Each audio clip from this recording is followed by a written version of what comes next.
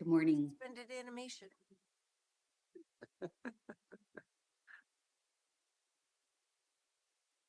Good morning, Chair Harrington, Commissioners. Over to you, Chair Harrington. Good morning, everyone, and welcome to the Tuesday, February 6th, 2024, Washington County Board of Commissioners work session. We have a jam-packed agenda for the first thing this morning, so we're going to get right to it. This is Chair Catherine Harrington. We are joined online with Commissioner Pam Treese, and here in the room, along with me, is Commissioners Nafisa Fai and Jerry Willey, and we're hoping Commissioner Rogers will be joining us soon. He, in his email, he said he would be here about 9:30. Okay, thank you. All righty. First, formal agenda. So for today's Board of Commissioners meeting, first, Housing Authority Board of Directors meeting. Are there any questions about that? Okay, great. The Board of Commissioners meeting will start after that meeting, the Housing Authority. I would like to change the order of the presentation and action items so that our Metro presenters, oh, really bad timing. He'll be gone in a minute. Better than them power washing. Or last night it was the generator. A little overstimulated. So, so that our Metro presenters don't have to sit through everything on the Hillsborough Hops action item. Okay. So I believe that will work for them. So that's that. The other thing, are there any questions on the formal agenda? Okay, I have some information that I'd like to share with you before our meeting, our Board of Commissioners meeting, rather than hold it to Board of Commissioner communication. Simply so that you have all the information before the Metro presentation. So as you're all aware, Metro's been having conversations about a potential ballot measure to identify funding for affordable housing. And they're also considering reforming the supportive housing services measure for the use or for the purpose of affordable housing in addition to its current programming. I could go on, but I won't. On January 16th, the Metro Council at their work session directed their staff to convene a stakeholder advisory body to discuss funding options for affordable housing, which may include reforming, their words, the SHS measure. And last week, I received an official invitation to the stakeholder table, as did the other two chairs of the county commissions. There are many details about the stakeholder group yet, and we're still learning what this process will look like. The membership list of the committee and critical questions will be asked to consider on this topic. We do know that the group will be asked to bring forward recommendations to the Metro Chief Operating Officer by May. And these recommendations will be considered by Metro Council. The first convening of the stakeholder committee is expected in March. Read between March and May, lots of time. As if we don't all have enough to do as Board of Commissioners. I'll get to that point. Hold that thought. Last week, staff leadership from Metro also reached out to our housing director, Molly Rogers, and her peers in Multnomah and Clackamas counties. I understand they will begin work on the 6 fundamental questions, remember, from the December Metro Tri-County Chairs meeting. I can resend that if you'd like. But we had 6 fundamental questions that we posed as a result of or during that meeting in December, when we first learned about the Metro Council having this concept of revisiting the SHS funding and considering redirecting use towards affordable housing. These questions, these 6 fundamental questions, aim to understand the cost to sustain the current and planned programming under our SHS supportive housing services programs today. Now we're in year 3. We've learned a heck of a lot about the capacity, what our CBO partners in delivering services need, what the individuals that have been grappling with homelessness need in order to be successful. It's more complex than I know. As I was at the stakeholder table for the measure in late 2019 leading up to the referral, there's a lot more work that we have to do. And so our staff's doing a tremendous job of carrying those learnings forward and investing that money very effectively, as you saw in the presentation on the 23rd. Anyway, so those fundamental questions aim to understand the cost to sustain the current and planned programming under SHS today, the cost to solve chronic homelessness, which is one of the 2 fundamentals, as the measure was designed, and more. Director Rogers and I will keep you informed as the conversation begins to unfold with Metro and our county partners. In the meantime, Washington County must continue forward with our obligations and commitments to our community with implementation of the current SHS measure. I appreciate the conversation that you had with department staff on January 23rd at work session. I watched that video. As you know, I was on vacation at that time. And you directed staff to update the year 3 work plan and begin planning the new work plan for year 4 using the new revenue forecasts that Metro generated as our baseline. I have full confidence that we will continue our track record of investing upwards of 95%. We're on a track record of 97% of the budgeted revenue. So I know we'll be very successful at effectively using those dollars towards the purposes that the voters approved, right? To end chronic homelessness and make sure we have net zero growth in homelessness. So I know we all want to see this good work continue. So I just wanted to make sure I touched on this and gave you a grounding in terms of where we are today. The conversation hasn't, just with Metro and the 3 counties, hasn't moved along as quickly as we'd like. And when I say we, I mean myself and the other 2 tri-county chairs. And instead, a bit of energy is being diverted over into creating this external stakeholder group. I know Commissioner Treese has heard this because she and staff had a briefing meeting with me after the recent January meeting with Metro, the tri-county chairs. She covered that while I was on vacation. And I know that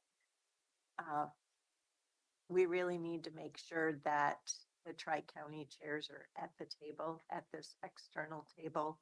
And it's going to be time intensive. They've asked us to provide upwards of 20 hours between now, March and May, which is prime budget season. And as you know, for Chair Vega Peterson, she's responsible for managing the county agency and developing the budget. So she's going to need to have a staff person there. Chair Smith, she has her chair responsibilities and she's up for re-election in May, so she's pretty taxed. So they were both pleased. They're going to have a staff person as well, but they were pleased to hear that I'm able to step up to the plate. And one of the reasons I'm able to do that is because I would like to have a different commissioner join Commissioner Treese as the liaison to the ACRE Advisory Council on Racial Equity that we have. And I asked Commissioner Willie if he would have the bandwidth for that. So I want to make sure I bring that to you all to get a thumbs up on that as well.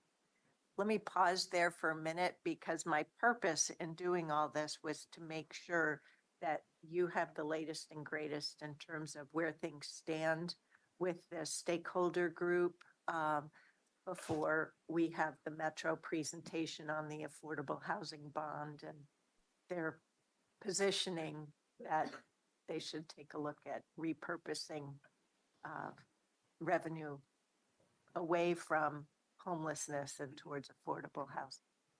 Commissioner Treese, you have your hand up. I do. I just wanted to reemphasize what you said. I've had the opportunity to look pretty closely at what's going on here.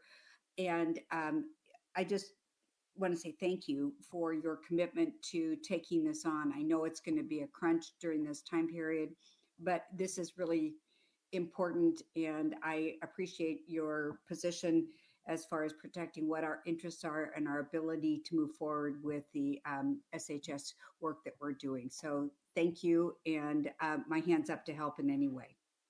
Thank you. So the first meeting is Friday, March 1st at 8 a.m. at Metro. So Take the train. I'm going to need to have a double dose of coffee, get to Metro on time, and be awake. Verbal at 8 a.m. on a Friday. So I've just gotten a little bit of this from Pam, kind of a smattering of it. So I don't know exactly where they're going with this generally. So I'd like to. You're right on the same page the rest of us are. Okay. All right.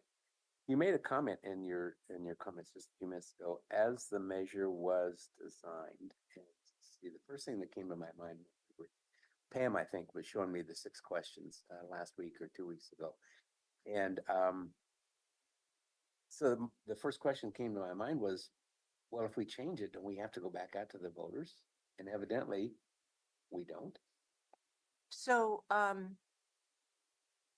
the voters approved a measure to implement the income tax for the purposes of ending chronic homelessness and seeing net zero growth in new homelessness.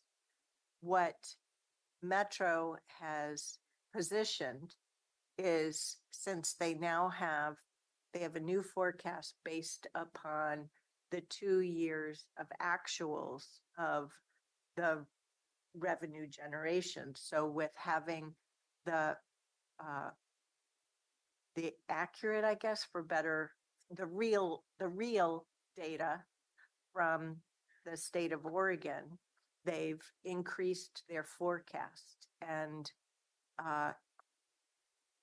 from what we've seen in the press, they've chosen to position that as excess revenue. That's, to me, the fundamental flaw. That's a false choice. It happens to be a higher revenue forecast than the initial conservative forecast, but that's the way government forecasting works for any revenue, right? So what Metro isn't asking us, what have we learned and what do we need to do to sustain it, which are obvious questions. Where you start. Exactly. Well, they don't seem to be starting there. They have a solution looking for a problem, right? Yep. To use that euphemism. So that's work that those of us who are more familiar with what it takes to actually deliver the services and be held accountable to the voters are going to need to do. Now, I will say, I haven't yet watched the Metro work session video.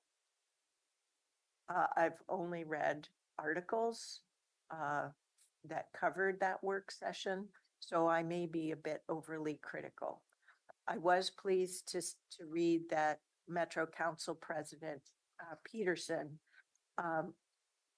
seemed to be the one with eyes wide open in terms of she's not quick to jump on the bandwagon that yes, we should go do this. So we'll see. But it says a lot to me that the Metro Council has directed the Chief Operating Officer to convene this table and get recommendations back within 3 months. Okay. So we'll see. Okay. But we all reserve the right to get smarter. So maybe with additional information, they'll choose to do something different. So we'll see. Okay. Okay, sounds good. Thank you. I will likely refer to all of this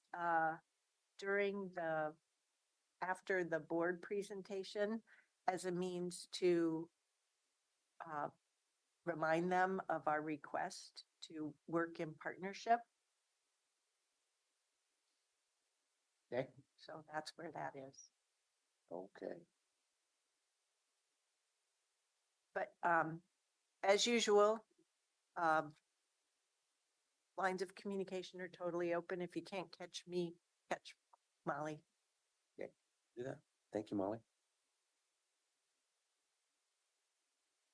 If you could, Molly, reissue your email with the 6 fundamental questions to the full board, I think that's that would be helpful. That would, yeah. Okay, so sorry I took so long on that because we have 2 items before our meeting at 10. So the next one, review CWAC nomination to Clean Water Services Budget Committee. Welcome, Kathy Leader. Good morning, Chair Harrington and members of the board. I'm Kathy Leader, Chief Financial Officer and Budget Officer for Clean Water Services. I'm here to review the nomination for our Budget Committee. As you're aware, the Budget Committee is made up of 10 members, 5 being from the board itself, and the other 5 being community representatives that are appointed by the board from our Clean Water Services Advisory Commission. Just so you're aware, on the Clean Water Advisory Commission, that's a 14-member commission that also is appointed by the board for Clean Water Services, has 14 members, and they range in different areas of different districts within the region, along with the builder developer community, environmental, and ag groups represent that group. I'm bringing today one nomination for the committee. The commission itself, CWAC, met back in January, and they nominated Andy Hoggett from District 4. He's been on the commission since November of 22. You have his biography there in your packet. He also has been a very active member on the West Basin Review Committee with the CWAC group. As a reminder too, the nominees for this position, they need to reside within Washington County, and they need to, or the service district for Clean Water Services, which Andy meets those requirements. So here today, I'm just presenting that nominee, and we're going to have a formal action that will come to you in March 5th for actual action on appointment of this position. That concludes my official report, but I'm here if you have any questions. No questions, but I will just add that in addition to our having the vacancy for one of the business reps, sadly, Mike McKillop died recently. So we now have another opening for CWAC as well. And he was a longtime member. I believe he started on CWAC when he was still working for the city of Tualatin, in his long career of public service with local government. And then he continued his community service post-retirement from his professional career serving on CWAC. So I hope we'll have a card or something for all of us to sign and share with his family, thanking them for sharing him with us. So, commissioners, do you have any questions? Are you joining me in thumbs up on this? One quick question though, you got two other members that expire in September of this year, so you're gonna need to be coming back. for Yes, so those. next year we'll have two that we need to fill. Yeah, Mhm. okay. Yeah, but they're going to be available because the budget committee meetings in May. May, so yeah, Yeah. we're good with that. Okay. Yeah. So that'll round out the budget committee, in addition to Andy Hogan, if I pronounce that right, Alex Pham, Matt Wellner, Mark Farrar, and Elaine Stewart will be joining us on May 9th, I Ninth, believe. yes. Yep. Yeah, and you should be receiving your document April 19th. Yeah. So we'd be- Terrific. All right. Thank you, Thank you. Kathy. Good to see you. And we have a Clean Water Services Learning Day coming up this Thursday, all day. All righty, we're going to dive into the legislative session and federal funding requests. Welcome, Erin. Team is online. Hopefully. Good morning, Pablo and Zucker, if you're out there in Zoom land. They decided to let you. I mean, it's fine. I can make things So- up for them.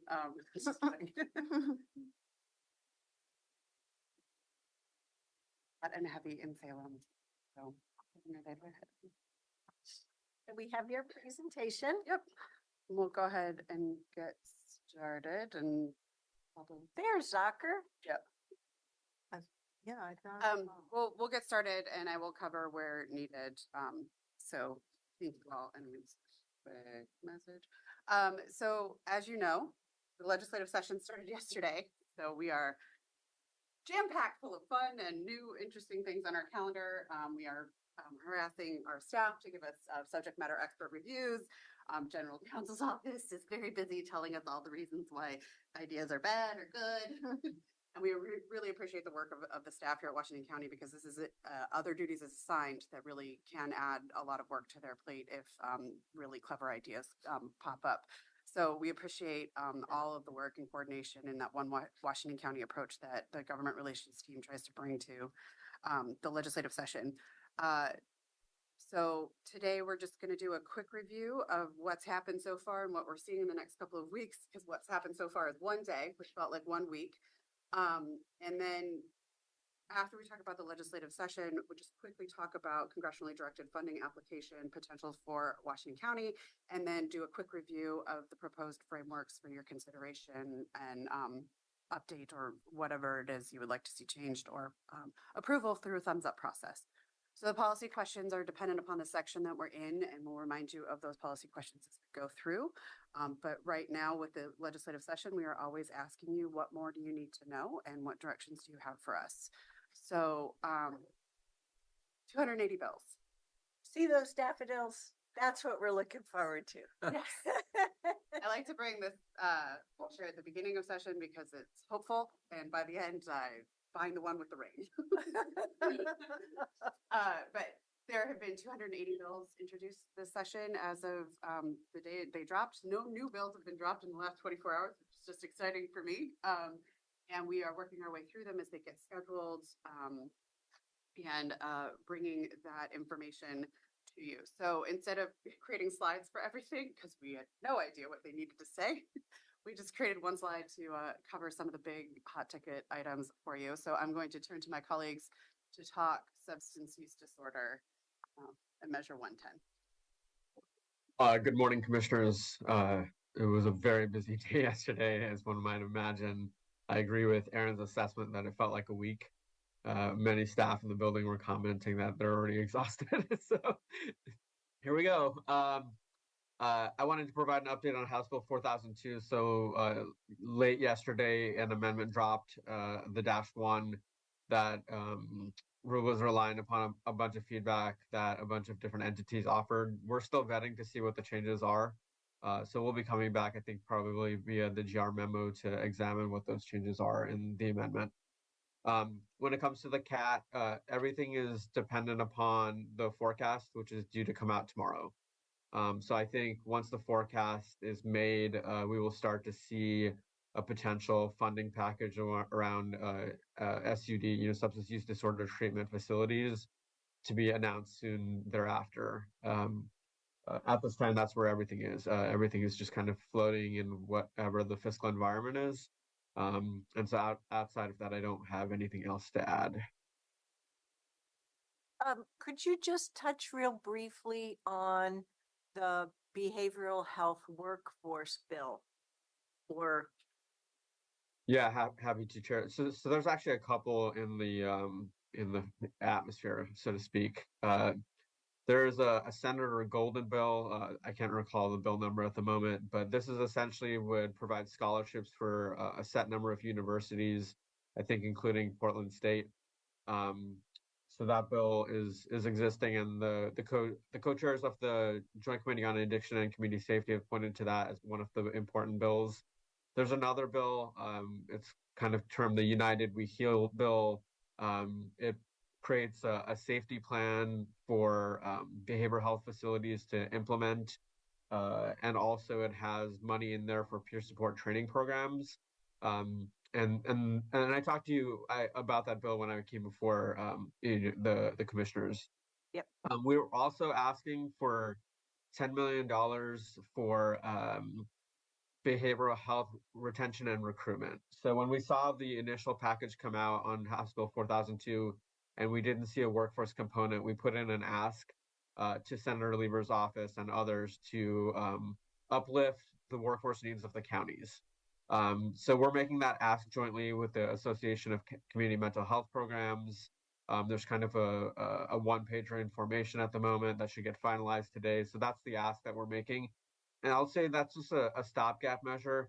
We'll be asking for additional funds in the long session, but we just want to kind of get the pipeline going to be built out relatively, before the cat gets opened up. And I think all of the commissioners understand that.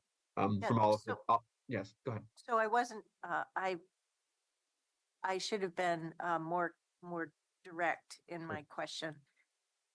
I believe a week or two ago, maybe it was just last week, you made sure commissioners got the message that we need to drive home the message for behavioral health, workforce. And now that the session has started, do we continue to have our walking papers on that, so to speak? Yes, absolutely. Okay, thank you. Sometimes the messaging changes and. No, yeah, Chair, that's an excellent question. We still all need you to repeat that in many different circles, because that exact figure has not been determined. We're making the ask right now at 10 million, but it's again going to be dependent upon the forecast tomorrow. Okay. And so we could see a number that's even above 10 million if the forecast is good enough and if there's enough money remaining in a pot. So that's why we just still need you to repeat those talking points as widely as possible. Thank you. Pablo, did you have anything else to add on House Bill 4002 or anything related to the substance use disorder conversation? No is a fine answer. Yes. Yeah, I think I'll go ahead and leave it at that for now. Thank you. Next up on this slide, the other major topic of the session where we're going to see potentially a lot of investment is on housing. The two bills I wanted to bring to your attention were Senate Bill 1537, which is the governor's bill. It's went from draft version of 76 pages to a final version of 36 pages. We are going through that. There is an expected amendment that will come forward. It is scheduled for a hearing on Thursday. This is the one that includes the new state agency, the urban growth boundary expansion, significant investments in infrastructure financing, and a few other things that are still being looked at that are primarily aimed at city work, not county work, which is nice for once. But there's technical assistance in that, which I think will be beneficial, but there is, there's the hammer that comes with the carrot, and we are very mindful of that impact financially on the county and the work that we're going to be expected to do. Specifically given House Bill 4063, which is another omnibus housing bill, and it includes in it requirements on counties in the metro area for urban unincorporated housing planning. This has been a long conversation and one that we have tried our darndest to say that is a city responsibility. Creating urban levels, doing that type of planning really should be the responsibility of cities. And that is not the direction the legislature is taking this bill.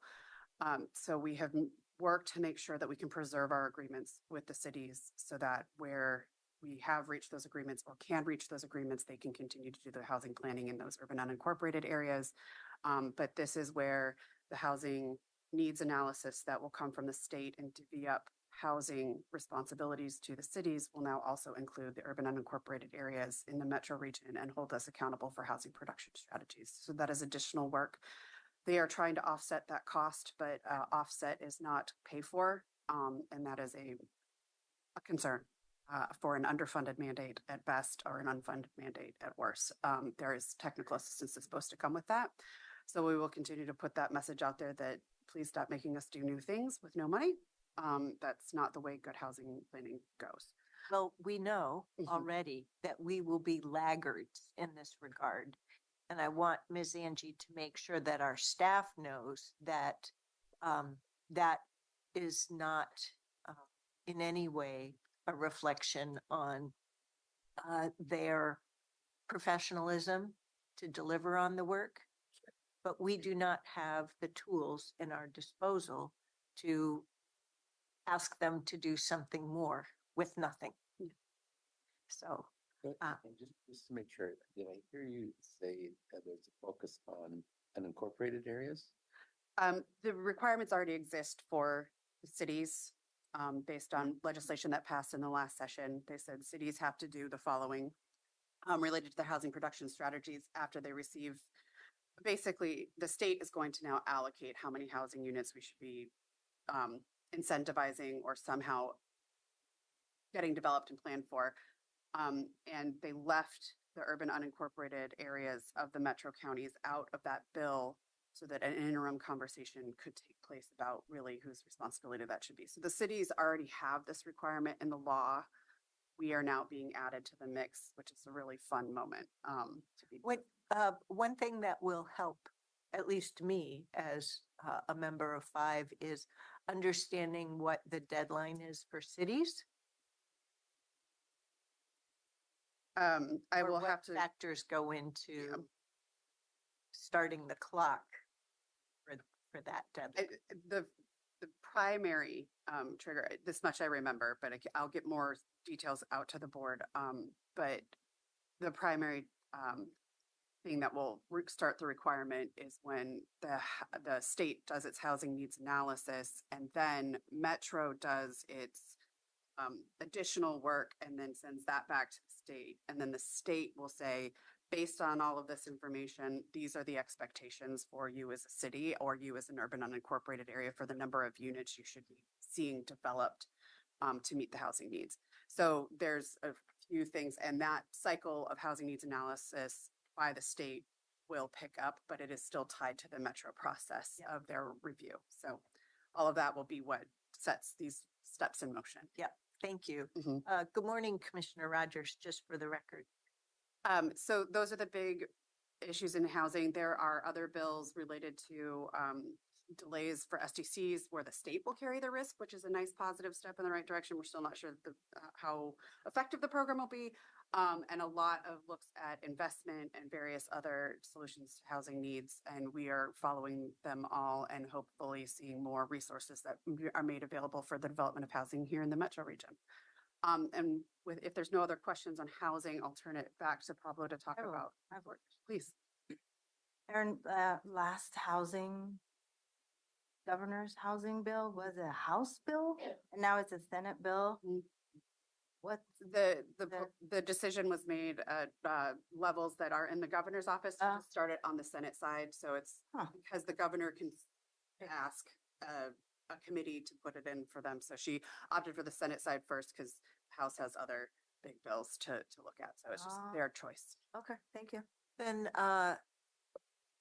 staff, I don't remember the answer, and Molly's not in the room, so I'll need Marnie to catch this, I guess, as the ACA. I just need the reminder for the governor's 2024 executive order on homelessness. for the 2023, yes, 2023 version, it ended up that there was state money that came along with her reaching into our staff to follow through on her executive order on homelessness. And so I'm wondering, with her 2024 bill, is there additional revenue that will come to us to reach the goals that she's directing? Or do we have to apply for it, so on and so forth? I don't remember, and I want to make sure as we go through this whole housing conversation that I have that picture. Yeah, we'll make sure to track it. It'll probably be in an omnibus budget bill, and then the program will roll from there. That's how they did it last Thank you year. for reminding me of all. The legislature has to give pieces. them the money to spend the money. Yep.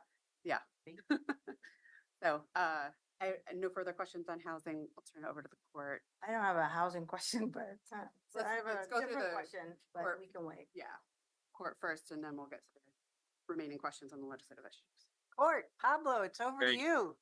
Thank you, Chair Harrington. So yeah, we have a few updates when it comes to our main two requests related to our court needs. So if you all recall, when we're talking about our court needs, the main two things we've been focused on are securing matching funds for our courthouse replacement project, specifically $1.25 million in matching funds, and securing funding for a new judge and the support staff that would go along with that for the county. So the first update I want to share, 6 legislators who represent various areas in Washington County sent a letter to the Ways and Means co-chairs and the presiding officers supporting both of those requests. So we really have, some legislative champions that we're working with to make sure that we're elevating this request to the key decision makers who are going to be deciding, how the budget gets divvied up this session. I also want to share that Judge Guptill had the opportunity to testify in an informational hearing yesterday for SB 1541, which is the Oregon Judicial Department's bill that would add circuit court judges in a few counties, specifically also including Washington County. And today, Chair Harrington will be representing the board in a public hearing to testify in support of that bill as well. We also, I reached out to our Public Safety Coordinating Council, and we have just so many wonderful public safety leaders there who were able to provide letters of support for both the court and the judge funding requests. So those will get posted for the record for this hearing, and some of them are also going to be sent to the Ways and Means co-chairs as well, just to show that kind of broader community support that we have from folks like, the Justice Center, from our chamber, from some of those folks who might not have as direct of an interest, but certainly really value us having a strong court system here in Washington County. So those are the main updates that I wanted to share, but I'd be happy to answer any questions about that as well. Can the GR team make sure to include such letters of support in the weekly GR memo? Transmission? Absolutely. Yeah, I'd be Thank happy you. to do that. Yep.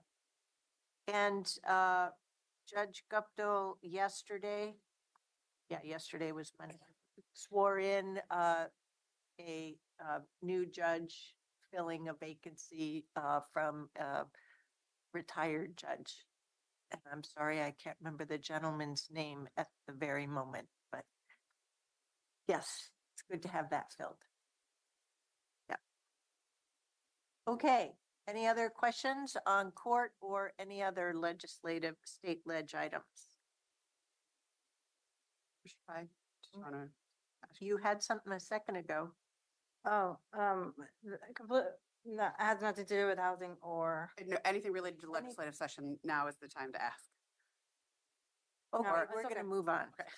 Well, so thank you, We'll wait. team. I know that you guys are working hard to get these bills passed, and you're hanging out in Salem. So thank you for joining us. If you need to leave, you can drop off, and I've got it from here. But welcome to stay and listen to. So the next topic, and this is where we're seeking your direction for which of the presented projects we should seek congressionally directed funding, earmark, for. And if we're going to go after more than one of these projects, how would you have us prioritize them? Because that is a question that we are asked by our delegation.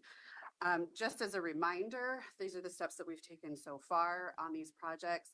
And a fuller description is included it was included in the packet in a separate memo. We've had an initial review by our federal lobby team to make sure that these are eligible projects, which we had more projects than what were submitted here. Some of them were determined by our department directors to be not ripe. One was turned into part of a regional ask related to our emergency responsiveness, emergency management through the RDPO. John Wheeler is working with that association to include some upgrades to our emergency response operations center and other things. But the remaining three are the ones that have been reviewed by our federal lobby team initially, as well as been seen by your leadership. And we've made sure that we all understand what these projects are. So the three projects are, one was presented by the sheriff's office related to the cameras that exist within the jail and getting them upgraded. This is an additive to the current work that's going to that facilities is already working on related to the system itself. So this is, kind of next steps in seeking that funding. One of these at a time. Sure. So for this video system upgrade project, the memo is very clear that the aging video recording system is no longer supported and prone to failures. But what is not clear to me is, what is the approximate age of the system? 10, 20, 30 years? Okay, outstanding question. Yeah, well, we'll And get that. also, it doesn't make it clear to me if this is full cost replacement or just a portion. The total cost that were estimated for us was $700,000, and the request we would be putting forward would be for that full cost of It is full cost. cost. Okay, thank you. And in further conversations with Laurel and facilities, we'll get a stronger set of that actual number. That was the estimate at the beginning. Yeah, no problem. But it would be a full coverage of that particular project. Okay, is everybody clear on that project? Okay. Next one's housing. Housing. So these two projects were brought by the housing department. The first one, public housing to home ownership, is a project that they've been working on through the housing authority and partnering with a number of community-based organizations to basically create a path to ownership. And this is kind of, it's not a full, the total cost of all of the units they're considering for this project is around 21 million. So 3 million is a good way to start. And can buy a certain number of, or provide sufficient financing for the first 10 to 15 of those housing units. And will be used in partnership with other funding sources. Are there any questions related to that project? Yeah, if we got that money, who would oversee that money? Because that sounds like part of the program that COPAC provides low interest loans for new start business things. This would be the same thing for housing, I'm assuming? I'm not familiar enough with the COPAC program to answer that confidently, but I believe that this money would be overseen by the Housing Authority of Washington County. So And would be allocated to CBOs to purchase 10 to 15 homes. Okay. Yeah, so we would be, or I see. the Housing Authority would be the one doing the allocation. So they would control the funding. Okay. Any other questions on that? And then the final is related to the Woodland Hearth project that is currently underway, or hopefully underway, sorry. It is. It is currently underway. Long day. So this is additional funding to offset some of the total cost of 36.8 million. $3 million is estimated. I should clarify why we picked 3 million for these instead of, higher or lower.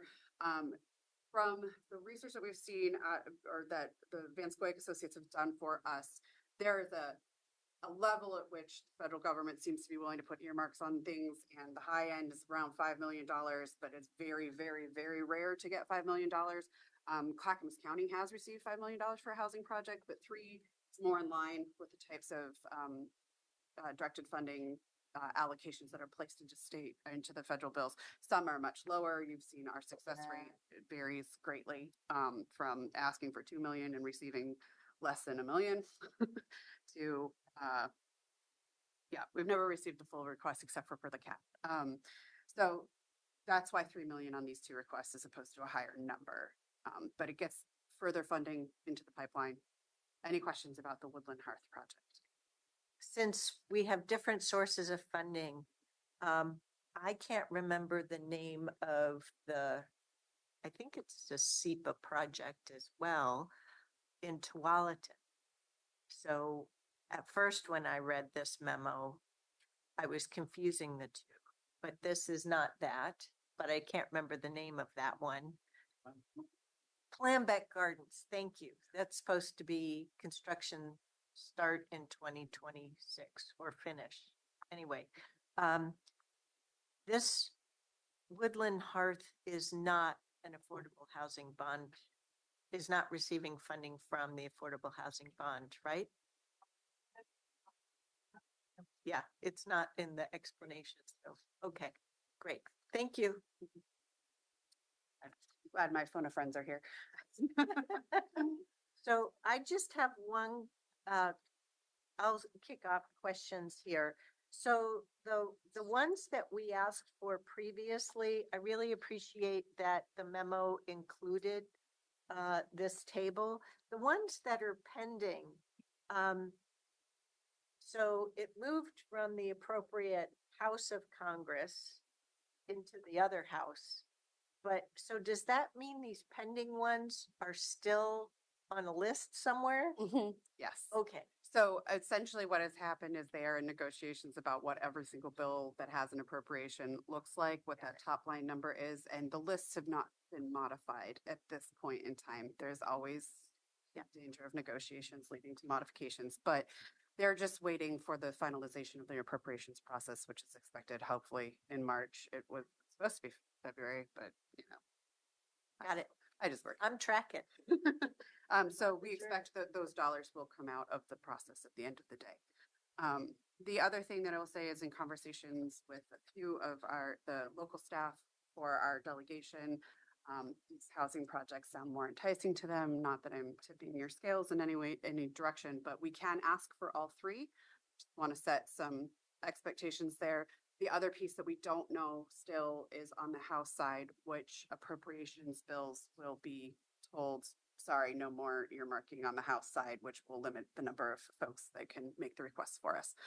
With that information, my first question for the board is, should we go after these congressionally directed funding requests? And from there, I'll ask the second question.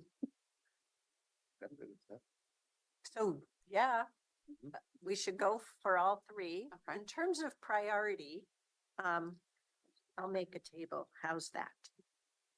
We have projects A, B, and C, and I will prime the pump and say the video is A, the public housing homeownership is B, and Woodland Hearth is C.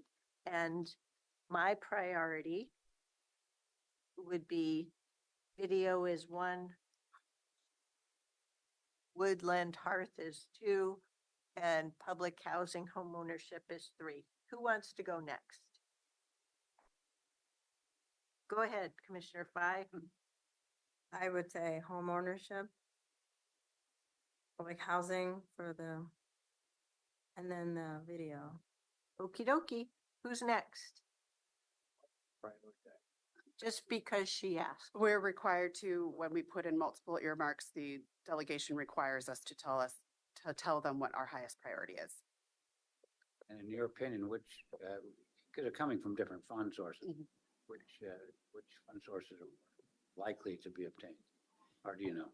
I can't. It's answer crystal that ball. question. It Total is crystal very much a crystal ball. I think each member of the delegation will prioritize their asks. And that's where the comment regarding the housing projects, the delegation will probably prioritize the housing projects, but that does not mean that the final outcome is. My priorities would be the video system upgrade, because that's advocated a long time for public housing authorities. It'd be 2 and 3. What kind of an order they're there? Woodland is 3. Got it. Okay. All we're doing is giving our staff data, folks. And I'm looking at the clock because we got to set up for 10 o'clock. Jerry and Pam. Video, woodland, and public housing. Mine are video, public housing, and woodland.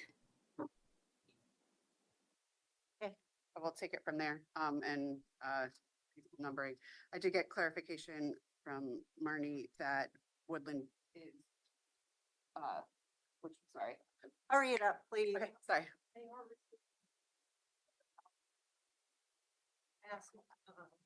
The question was, are they receiving Metro Affordable Yes, Housing Bond yes. funds? Okay.